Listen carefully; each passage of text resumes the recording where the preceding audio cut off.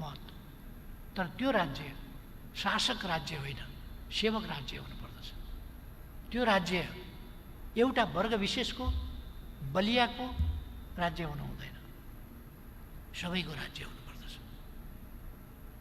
त्यस संसारको लोकतन्त्रको कुरो गरिएको नबुझ्नु पर्ने त्यस्तो जटिलता त के छ र त्यसमा? यसमा यदि कसैको सैद्धान्तिक आग्रह फरक छ भने त्यो बेग्लै कुरा हो। सैद्धान्तिक आग्रहले मान्न नसकिने हो भने त्यो बेग्लै कुरा हो।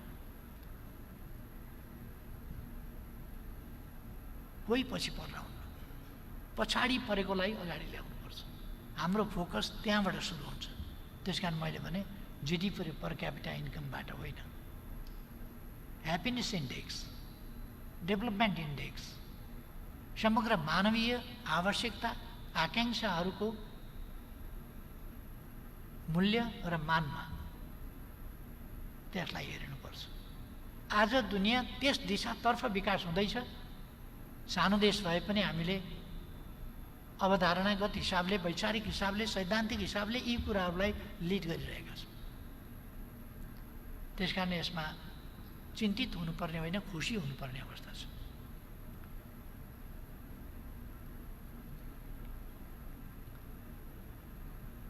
अर्को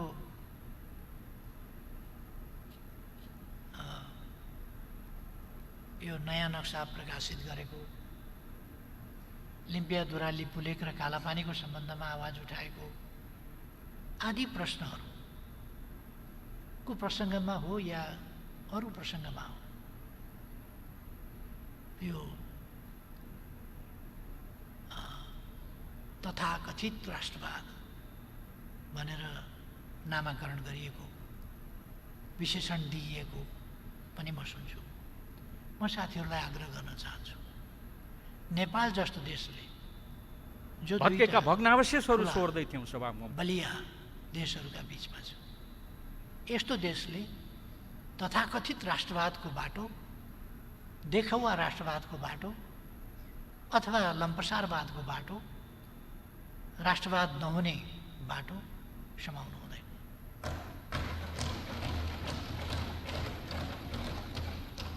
यथार्थमा भन्दाखेरि राणा शासनको समाप्तिको लगत्तै पछिदेखि उत्तरी चेकपोस्टमा लगेर एकापट्टिको छिमेकीको सेना अर्कोपट्टिको छिमेकीको बोर्डरमा लगेर राख्ने खालको अशोभनीय, मन्त्री परिषदको बैठकमा अर्को देशको राजदूत ल्याएर उपस्थित गराएर बैठक गर्ने खालको अशोभनीय खालको यस्ता खालका प्रवृत्तिहरू 17वटा चेकपोस्ट उत्तरतिर राखिए। राष्ट्रियता कमजोर हुने, हाम्रो स्वाभिमान झुक्ने, हामी निहुरने, हामीले स्वाधीनताको एहसास गर्न त के त्यो परिकल्पना गर्न नसक्ने खालको स्थिति, त्यस्तो हुनु हुँदैन। मैले पहिलेदेखि पनि भन्दै आएको छु, कुनै देशको भूगोल ठुलो वा सानो हुन सक्दछ, जनसङ्ख्या ठुलो वा सानो हुन सक्दछ, विकासमा अगाडि वा पछाडि हुन सक्दछ, तर राष्ट्रियता सानो वा ठुलो हुँदैन। सबै राष्ट्रहरू बराबरीको हैसियत राख्छन् र सबै राष्ट्रहरूले बराबर स्वाधीनताको प्रयोग गर्न पाउनुपर्छ। आफ्ना स्वाधीन, आफ्ना निम्ति र आफूसँग सम्बन्धित वा विश्वसँग सम्बन्धित आफ्ना नीतिहरू आफूले तय गर्न, आफूले कार्यान्वयन गर्न, आफूले अगाडि बढाउन पाउनुपर्छ। हामी कहिले कहिले सुन्ने गर्छौँ, जानै लागेको थियो, फलान देशको राजदूतले भूमिका खेलेर फेरि अडाइदियो। नेपालको अहिलेको सन्दर्भमा नेपालको स्वाभिमानमाथि यस्ता खालका कमजोर निम्सरा वचनहरू कुनै पनि देशले नबोलिदिए राम्रो हुन्थ्यो। यो सरकार नेपाली जनताले बनाएको हो, नेपाली जनताबाट निर्वाचित हो, कुनै देशको आशीर्वादबाट बनेको, बन्ने, टिक्ने, अडिने, ढल्ने, ढालिने कल्पना नगरे हुन्छ। यो नेपाली जनताको इच्छाको प्रकटीकरण हो।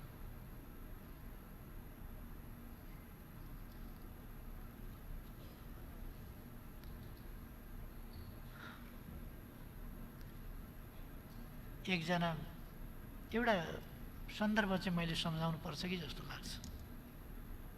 नेभिल च्याम्बरलेनलाई हटाएर चर्चिल प्रधानमन्त्री हुनुभन्दा अगाडि च्याम्बरलेनलाई हटाउने सन्दर्भमा ब्रिटिस पार्लियामेन्टमा अति भयो, इनफ इनफ नारा लाग्यो।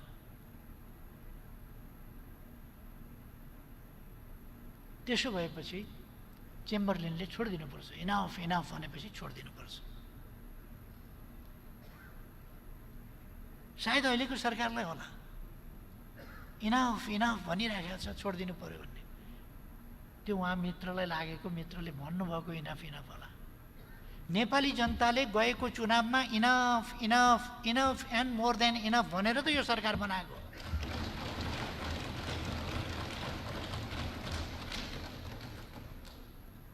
त्यसकारण कुनै भ्रम नरहोस्, म आग्रह गर्न चाहन्छु, इनफ नभनिकन त बनाएको होइन नि। किन यो पर्मानेन्ट सरकार बनाइयो? त्यसकारण यो जनादेशबाट आएको हो, जनादेशलाई कदर गर्छु।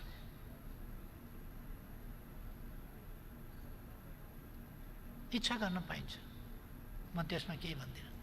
अत्यन्त सम्मान साथ सम्झाउन मात्रै खोज्छु। जनताले इनफ इनफ भन्छ कहिले कहिले।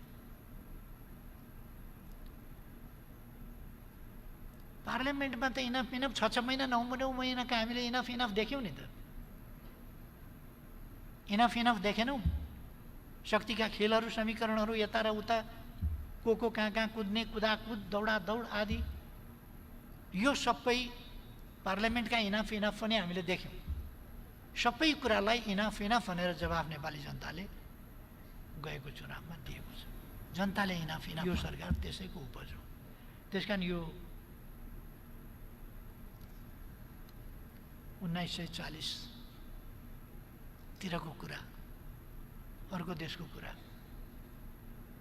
त्यो सबै जुत्ता, एउटै जुत्ता सबै खुट्टामा मिल्दैन। यो च्याम्बरलेन र चर्चिलको दृष्टान्त पनि, त्यहाँको जुत्ता 1940 को जुत्ता यहाँ ल्याएर नेपालीका खुट्टामा लाउन खोज्दा धेरै अगाडि बढिसकेको परिस्थितिमा मिल्दैन। कहिले कहिले यस्ता प्रयासहरूले के हुन्छ, भुटोलाई फाँसी दिइन्छ र अनि हक जस्ताको हातमा शासन जान्छ, सुकर्णको हत्या हुन्छ र सुहार्तो जस्ता तानाशाहहरूको उदय हुन्छ। हामीले मार्कोस देखेका छौँ, हामीले इदी अमिन देखेका छौँ, हामीले अरू यस्ता थुप्रै तानाशाहहरू देखेका छौँ।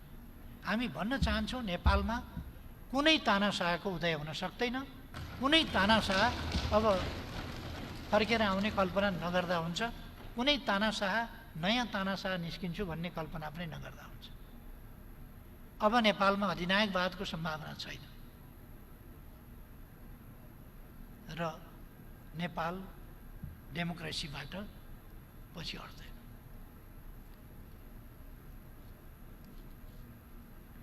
सुशासन कायम गर्ने सन्दर्भमा, भ्रष्टाचार नियन्त्रणको सन्दर्भमा, भ्रष्टाचारको कुरा गर्दाखेरि मान्छे हाँसे भन्ने कुरा पनि मैले सुने। खुसी भएर हाँसे भने कुन्नी, कसैले मजाकबाट हाँस्ने ठाउँ छैन। पहिले छानबिनै हुँदैन थियो, अहिले छानबिन भएपछि विभिन्न केसहरू गिरफ्तार गर्न थालेपछि, कारवाही गर्न थालेपछि केसहरू देखिए, केसहरू देखिएका छन्। त्यो साँचो हो। पुराना केसहरू पनि हामीले छानबिन गराएका छौँ, त्यो साँचो हो। तर भ्रष्टाचार छानबिन गर्ने, कारबाही गर्ने, त्यसको नियन्त्रण गर्ने त्यो प्रयास तीव्रताका साथ हामी अगाडि बढाइरहेका छौँ। त्यसकारण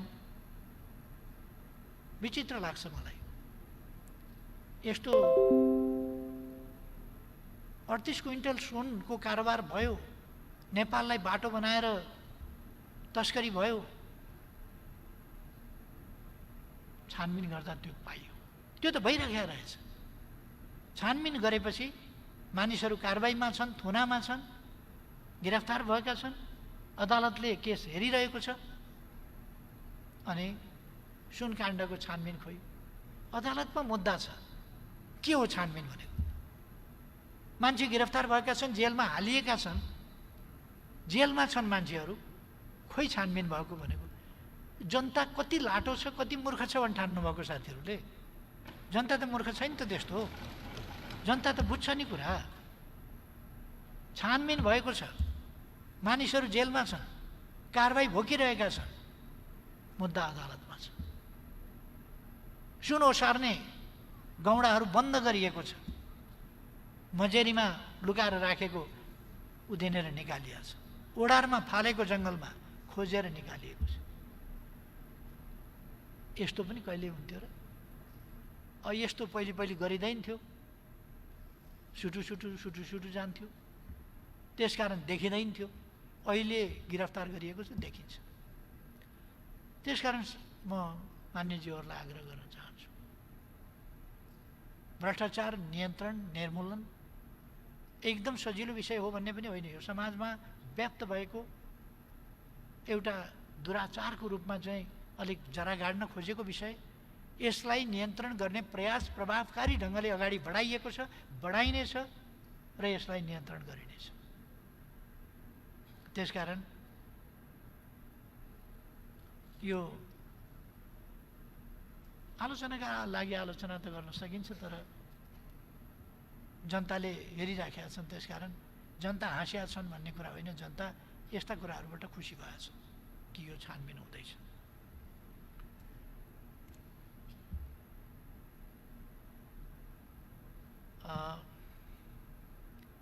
हामीले नेपालको नयाँ नक्सा मन्त्री परिषदबाट हिजो प्रकाशित गरेका छौँ। लिम्पियाधुरा, लिपुलेक, कालापानी सहित हाम्रो भूभाग हो। 18 सालसम्म त्यहाँ जनगणना गर्ने, तिरो उठाउने काम भइरहेको थियो। त्यसपछि तिरो उठाउने जस्ता कामहरू जान नदिने, त्यहाँ रोक्ने खालका कामहरू भए। र खास गरी 1962 सनमा त्यहाँ भारतीय सेना कालापानीमा बसेपछि त्यसभन्दा पश्चिमको भूभागतर्फ जान हामी ब्लक भयौँ, हामीलाई ब्लक गरियो र त्यस बेलाका शासकहरूले त्यस कुरालाई सहेर बसे र त्यो विषय ताजा विषयको रूपमा नभएर ओझेलमा पर्दै गयो। वर्तमान सरकारको तर्फबाट प्रधानमन्त्रीको हैसियतले म यस गरिमा महेश सदनलाई अवगत गराउन चाहन्छु। अब लिम्पियाधुरा, लिपुलेक र कालापानीको विषय ओझेल पर्न वा सेलाउन दिइने छैन। यसको निष्कर्ष निकालिन्छ। यसको यो हाम्रो भूभाग हामी फिर्ता लिएर सोच्छौँ। फिर्ता लिने अठोटका साथ नै भारतले आफ्नो भनेर नक्सा विवादास्पद भूमि भन्ने हो भने पनि त्यो विवादास्पद होइन, हाम्रो भूमि बेकारको अकुपाई गरेर विवादास्पद बनाएको छ।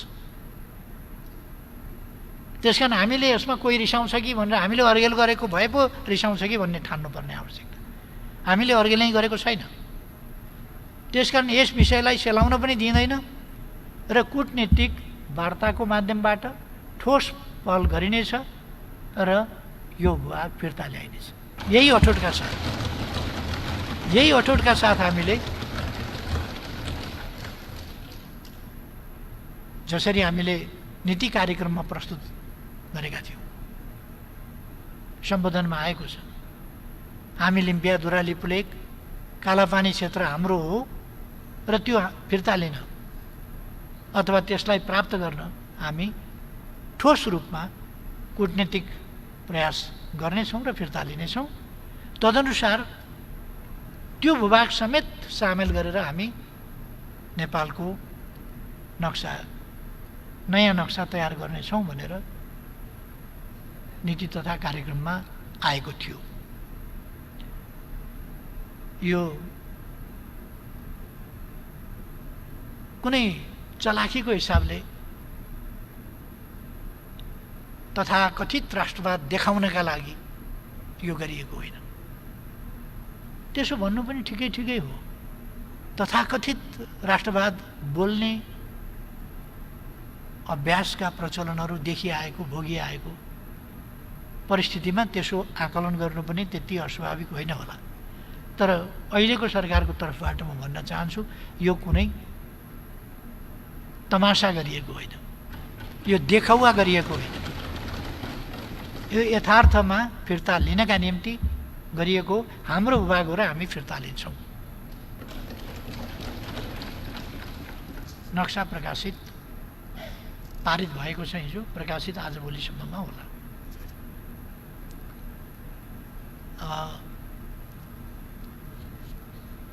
म यसबाट सिँगै राष्ट्र खुसी हुनेछ विश्वास गर्दछु।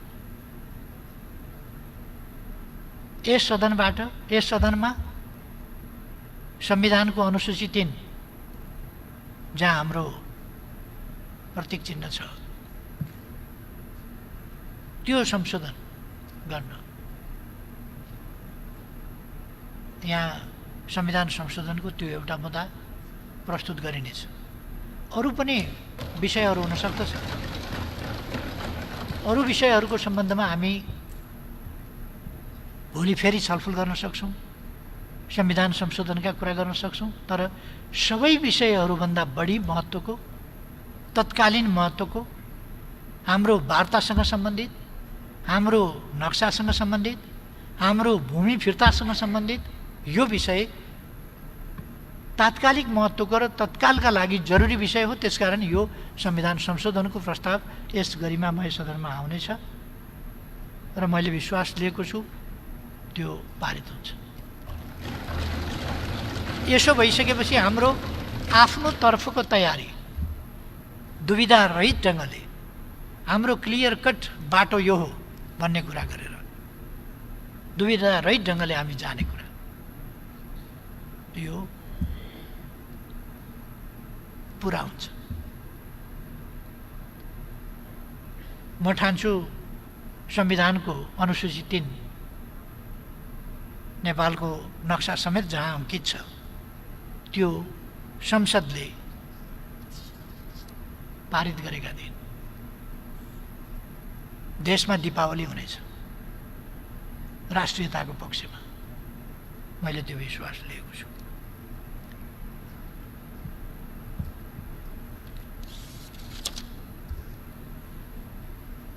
एउटा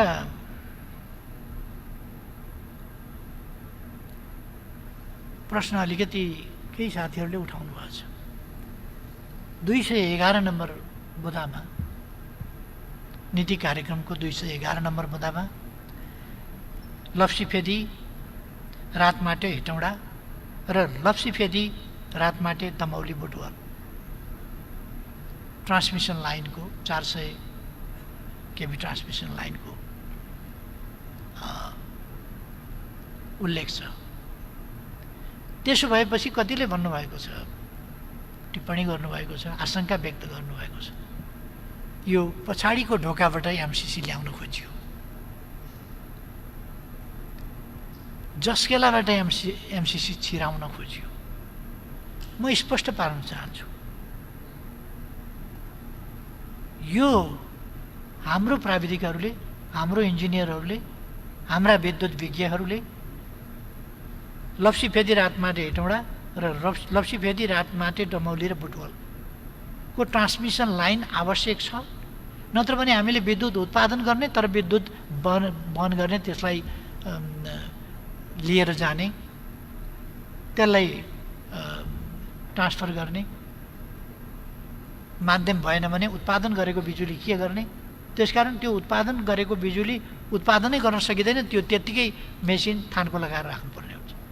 हाम्रो जलस्रोतको धनी देश, हामी बेसरी विद्युत उत्पादन गर्दैछौँ र त्यसरी उत्पादन गरेको बिजुली अनि ट्रान्समिसन लाइन चाहिएन। त्यसकारण यो प्रश्न ट्रान्समिसन लाइन बनाउने भन्ने कुरा हो र ट्रान्समिसन लाइन अनिवार्य ढङ्गले बनाइन्छ, यो पछाडिको ढोकाबाट होइन, अगाडिको ढोकाबाट, जस्केलाबाट होइन, मूल बाटोबाट बनाइन्छ। एमसिसीले बनाउँछ, एमसिसीले बनाउँछ, एमसिसीले नबनाएर अरूले बनाउँछ, त्यसले बनाउँछ, कसैले नभए हामीले बनाउँछौँ। तर यो बन्छ बनाइन्छ। नत्र भने त हामीले जलस्रोतको धनी देश भन्ने विभिन्न यति धेरै अहिले हाइड्रो पावर प्रोजेक्टहरू हामी सञ्चालन गरिरहेका छौँ, यति धेरै प्रोजेक्ट सञ्चालन गरिरहेका छौँ, ती अब निकट भविष्यमा पुरा हुँदैछन्। ट्रान्समिसन लाइन बनाउन 4-5 वर्ष कमसेकम लाग्छ। विद्युत उत्पादन गरेको विद्युत बोक्ने त्यो माध्यम चाहिँ हामीसँग छैन। कतिवटा हाइड्रो पावर कम्पनीहरूले उत्पादन सुरु गर्न वा कन्स्ट्रक्सन सुरु गर्न यो भोलि गएर ट्रान्समिसन लाइनको अभावको कारणले हुन नसक्ने देखेर काम रोकेर बसेका छन्। लगानी गरेर उत्पादन भएर कहाँ लाने? ढोकामा बोकेर लाने कुरा भएन, केहीमा बोकेर लाने कुरा भएन। त्यसकारण त्यसका लागि चाहिने ट्रान्समिसन लाइन त्यो अनिवार्य छ, हामी बनाउँछौँ। पहिलो कुरा। दोस्रो कुरा, एमसिसी भनेको मेरो विचारमा यस गरिमामय सदनले छलफल गरेर निष्कर्ष आफूले निकाल्नु पर्यो। अघिल्लो सरकारले वार्ता गर्यो, छलफल गर्यो, एमसिसी सम्झौता गर्यो। अविच्छिन्न उत्तराधिकारको हिसाबले यस सरकारले अघिल्लै सरकारले संसदबाट अनुमोदन गर्नुपर्ने भन्ने समेत सम्झौता गरेको हुनाले यो सरकार आएपछि यसले गरिमामय सभामुख महोदयको टेबलमा संसदको अनुमोदनका लागि प्रस्तुत गर्यो। यो एमसिसी अहिलेको सरकारले सम्झौता गरेको होइन, अघिल्लो संयुक्त सरकारले सम्झौता गरे र अविच्छिन्न उत्तराधिकारवाला हुन्छ सरकार भनेको। अघिल्लो सरकारले गरेको काम मैले गरेको होइन भनेर अलपत्र छोड्न मिल्दैन। त्यसको सम्झौताको परिपालना गरेन भने विश्वसनीयता, कूटनीतिक विश्वसनीयता, राज्यहरूका बीचमा गरेका सम्झौताको विश्वसनीयता, नीतिहरूको निर्णयहरूको स्थिरताको स्थायित्वको विश्वसनीयता, त्यो गम्भीर रूपमा प्रश्न उठ्छ। त्यसपछि त्यस्तो सरकारसँग, त्यस्तो देशको सरकारसँग सम्झौता कसरी गर्ने? कुनै देशले अहिलेको सरकारसँग गर्यो भने भोलिको सरकारले आएर त्यो मान्दिनँ भन्छ भने कसरी गर्ने? त्यसकारण सम्झौता गर्ने बेलामा हरेक देशको हरेक समयको सरकारले राष्ट्रिय हितको पक्षमा अत्यन्तै होसियार हुनुपर्छ, सावधान हुनुपर्छ, नत्र त्यसले अप्ठ्यारो पार्न सक्छ। त्यसका अरू छलफलका दलहरूभित्र छलफलका अथवा मान्यजीहरूका बीचमा छलफलका सोचका भिन्नताहरू हुन सक्छन्। त्यति बेलै प्रकट हुनुपर्थ्यो सम्झौता हुनुभन्दा अगाडि। भएन भने अहिले पनि छलफल गर्न सकिन्छ, त्यो आफ्नो ठाउँमा छ, त्यो छलफल गर्न सकिन्छ। एमसिसी पास गर्ने भए पास गर्ने, पास नगर्ने भए पास नगर्ने, त्यस गरिमामय सदनले निर्णय गर्न सक्छ। यहाँ सभामुखको टेबलमा आइसकेका छ, संसदले निर्णय गर्न सक्छ।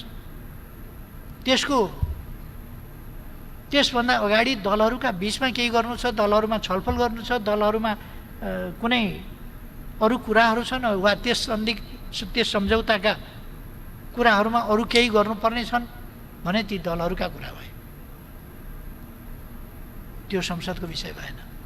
दलहरूले गर्नु पर्यो, दलहरूले टुङ्ग्याउनु पर्यो, आपसका कुराहरू के हुन् ती छलफलमा टुङ्ग्याउनु पर्यो। पास नगर्ने भन्ने दलहरूका निष्कर्ष निस्किन्छन्, त्यसअनुसार हुइबी जारी गर्नु पर्यो, संसदीय दल मार्फत फेल गर्नु पर्यो। त्यो आफ्नो ठाउँमा छ, तर संसदको प्रपर्टीको रूपमा यहाँ आइसकेका छ, संसदले निर्णय गर्नुपर्छ त्यो। तर यहाँनिर एमसिसी कहाँ लेख्या छ र? एमसिसी पास गर्ने नगर्ने गरिमामय संसदको कुरा हो। एमसिसी पास भए पनि नभए पनि लप्सीफेदी रातमाटे हेटौँडा, लप्सीफेदी रातमाटे दमौली र बुटोलको यो ट्रान्समिसन लाइन चाहिँ नेपाल सरकारले भोलिका लागि आज पेट काटेर भए पनि पटुका बाँधेर भए पनि यो ट्रान्समिसन लाइन बनाउँछ। कुरा त्यो ट्रान्समिसन लाइनै नबनाइकन हामी विद्युत कसरी अन्तर्राष्ट्रिय क्षेत्रमा व्यापार गर्ने भनिराखेका छौँ, हामी बङ्गलादेशसँग व्यापार गर्ने भनिराखेका छौँ, व्यापारका बजार खोजिराखेका छौँ विद्युतको। अनि के गर्छौँ हामी? कसरी लिएर जान्छौँ? ट्रकमा त जाँदैन बिजुली, रेलबाट पानीजहाजबाट पनि जाँदैन, ट्रान्समिसनै लाइन चाहिन्छ। त्यस कारण हामी ट्रान्समिसन लाइन बनाउँछौँ भनेर यहाँ यो भनिएको। अब एउटा प्रश्न चाहिँ यो पहिलेका कामहरूको यहाँ बखान गरेको आत्मप्रशंसा गरेको भन्ने आत्मभर्सना गर्नुपर्ने खालका राष्ट्रियताको सवालमा, लोकतन्त्रको सवालमा, विकास निर्माणको सवालमा, अर्थतन्त्रको सवालमा अथवा ट्रान्जिसनल फेजलाई अगाडि बढाउने सवालमा अथवा उत्पादन वृद्धिका सवालमा, शान्ति सुव्यवस्थाका सवालमा, कुनै पनि सवालमा अहिलेको सरकारले आत्मभर्सना गर्नुपर्ने, यो गल्ती गरेको छ भन्ने खालका त्यस्ता कामहरू गरेको छैन। सोचेर विचार गरेर आजको समयअनुसार देशलाई कसरी अगाडि बढाउने भनेर सोचेर काम गर्ने, काम गरिसकेपछि ज्या आइ भन्न नपरोस्, यस्तो गल्ती भएछ भन्न नपरोस्। त्यसकै कारण हामीले सकेसम्म तीव्रता दिन खोजेका छौँ काममा, सकेसम्म तीव्रता ल्याउन खोजेका छौँ काममा। अहिले कोरोना भाइरसले गर्दा अलिकति व्यवधान भयो, त्यो ठिकै हो, तर यस व्यवधानलाई पनि हामीले पार गर्नै पर्छ, पार गरिनेछ र देशलाई फेरि पनि अगाडि बढाउनेछ। मानव जाति अनेक अप्ठ्यारा समयहरू पार गरेर आयो, अनेक कालखण्डहरू पार गरेर आयो। मानव जातिका कतिपय सेक्सनहरू लोप भएर गए, कतिपय सेक्सनहरू अगाडि आफ्नो अस्तित्व जोगाएर अगाडि बढे। आजको विज्ञान प्रविधिको युगमा कोरोनाले मानव जातिलाई समाप्त पार्न सक्दैन, कोरोनालाई मानव जातिले समाप्त पार्नेछ, यसमाथि विजय हासिल गर्नेछ र हामी अगाडि बढ्नेछौँ। त्यसअनुसार अलिकति कुराहरू आएका छन्। यो सरकार स्थायी सरकार हो, त्यसकारण यस सरकारले त 5-5 वर्षका 10-10 वर्षका भिजन ल्याएर, योजना ल्याएर धौवादी फलाम कारखाना 1-2 वर्ष 3 वर्ष सुरु हुन लाग्छ। किन गर्ने त्यस्ता काम? त्यो त अर्को सरकारको समयमा त्यसबाट प्राप्त हुने हो लाभ, त्यसबाट आर्जन हुने धन त अर्को सरकारका समयमा हुने हो। किन गर्ने? 10 वर्ष लाग्ने विद्युत आयोजना अहिले किन सुरु गर्ने? त्यो त 10 वर्ष पछिको सरकारले पाउँछ। यस प्रकारको बुद्धिवाला अहिलेको सरकार होइन। यो सरकार विक्रम सम्वत 2000 मा यस देशलाई यहाँ पुर्याइनेछ, पछि आउनेले पनि त्यो बाटो समातुन्, त्यो बाटो हिँडुन्। त्यस हिसाबले त्यो लक्ष्य, त्यो गन्तव्य निश्चित निर्धारित गरेर हिँडुन् भनेर नै यस सरकारले त्यस्ता पनि कुराहरू दिएको छ, भिजनहरू पनि दिएको छ। कोरोना नै छैन जस्तो, केही नै भएको छैन जस्तो, लामो समयका पछिका पनि कुरा गरेका छ, भविष्यका कुरा गरेका छ। अनि के महाप्रलयको कल्पना गर्ने?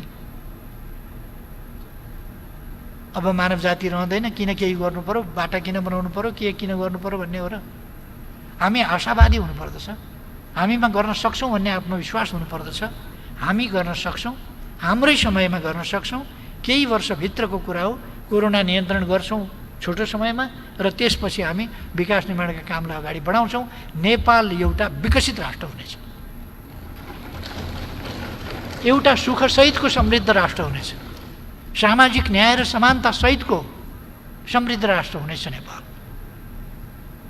हामीले भन्न खोजेका थियौँ चौतर्फी हामी विकास गर्नेछौँ। मनोबल भनेको कस्तो हुन्छ? 12औं सागमा 3वटा स्वर्ण पदक आएको थिए। मनोबल कस्तो हुन्छ? भुइँचालोले थिलथिल्याएको, पूर्वाधार छैन। त्यस्तो अवस्थामा सरकारमा आएपछि यसले पूर्वाधार विकास गरेर 50-51वटा स्वर्ण पदक, अघिल्लोमा 3वटा स्वर्ण पदक, अर्को पाइला चाल्दा 51 स्वर्ण पदक। कस्तो हुन्छ मनोबल, कस्तो हुन्छ उत्साह? हो त्यही उच्च मनोबल, आत्मविश्वास।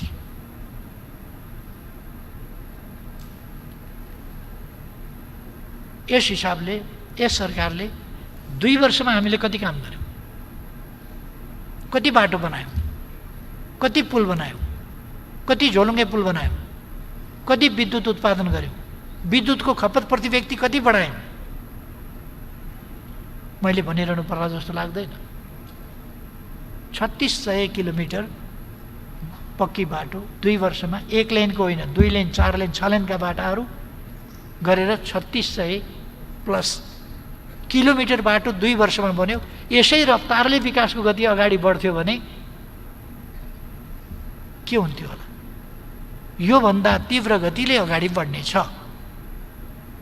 325वटा पुल बने, पक्की पुल, सडक पुलहरू यस बीचमा। पहिले मैले तुइन विस्थापनको कुरा गरेँ। म सरकारबाट हटेपछि तुइन विस्थापन जस्ता तस्तै भयो। फेरि आएर यो 2 वर्षमा तुइन विस्थापनको काम सम्पन्न गरिएको छ। एउटा एराको अन्त्य, तुइन एराको अन्त्य त्यो गरिएको छ।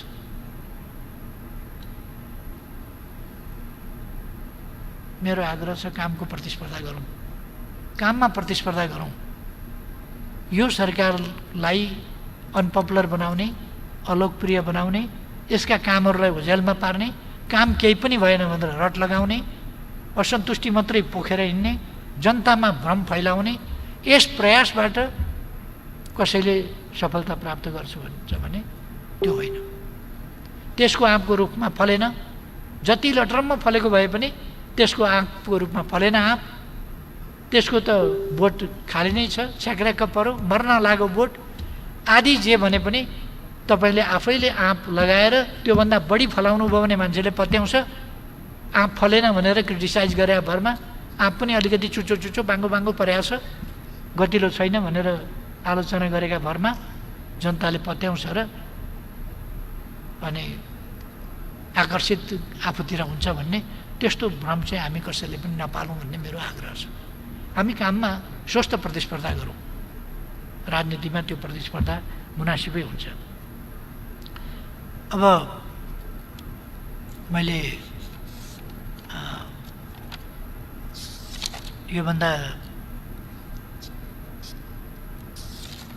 धेरै केही भनिरहनु पर्ला जस्तो लाग्दैन।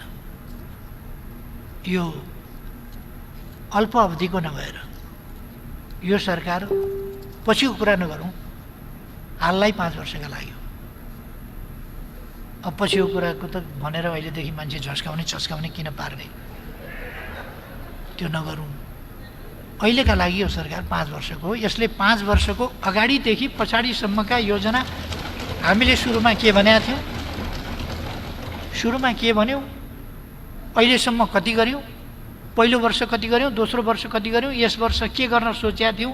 कोरोनाले अलिकति डिस्टर्ब गर्यो, यो हामीलाई मात्रै होइन विश्वलाई नै तहस नहस बनाइराखेको छ। त्यसकारण यस सरकारको नै कमी भन्ने ठान्नुभयो भने दुनियाँको मानचित्र हेरेर दुनियाँसँग कम्पेयर गर्दाखेरि अहिलेसम्म यद्यपि कोरोना छोएको हुनाले कोरोनाले मरेको भन्ने परेको छ, तर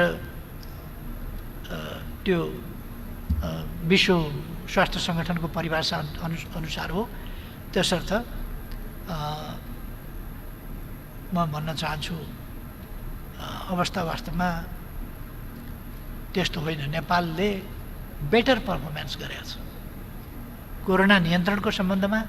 हाम्रो जस्तो भूगोल छ, जस्तो खुला सिमाना छ, जसरी मान्छेहरू लुकीछिपी पनि आउन सक्ने अवस्था छ, कुनै रेस्ट्रिक्सनको स्थिति छैन। त यो फैलिसकेपछि हामी सचेत भएर के गर्ने? फैलिन भन्दा सचेत हुनुपर्ने अगाडि हो। अब एउटा कुरा चाहिँ म भन्न चाहन्छु, यो नक्सा हामीले जुन नयाँ छापेका छौँ अथवा संविधानमा जुन परिवर्तन गर्दैछौँ, त्यस कुराले थुप्रै कुरा पाठ्य पुस्तकहरूमा परिवर्तन ल्याउनेछ। त्यसले हाम्रा लोगोहरूमा, अरू कुराहरूमा, थुप्रै कुराहरूमा परिवर्तन ल्याउँछ। तर यो एउटा ऐतिहासिक काम हो र यसले नेपालको मानचित्रमा अहिले एक खालको परिवर्तन ल्याएको छ र ठोस कूटनीतिक पहलहरूद्वारा एकदम सजिलो हुने छैन। जे लक्षण हामीले देखेका छौँ, जस्तो मान्छेहरूले टिप्पणी गर्दैछन्, त त्यसबाट हामीले देखेका छौँ। तर